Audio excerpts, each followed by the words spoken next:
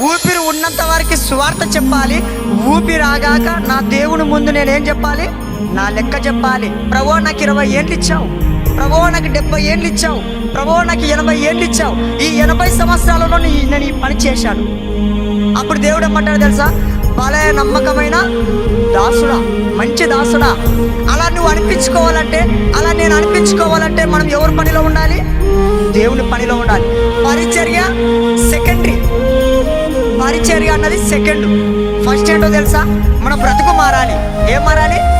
మన బ్రతుకు మారి మీరు పాట పాడాలి, మన బ్రతుకు మారి మీరు వాక్యం చెప్పాలి, మన బ్రతుకు మారి ఇక్కడ పరిచర్య చేయాలి. నీ బ్రతుకు మార్చుకోకుండా, నీ జీవిత శైలిని మార్చుకోకుండా నువ్వు ఇక్కడ ఎన్ని పాటలు పాడినా, ఎంత పరిచర్య చేసినా అంతయు వ్యర్థమే. అపోస్తలుడైన పౌలు ఏమంటాడు తెలుసా? కాగా నా ప్రియ సహోదరులారా, ప్రభువు నందు నేను పడే ప్రయాస ఎప్పటికీ వ్యర్థము కాదు. ఎలా వ్యర్థం కాదు?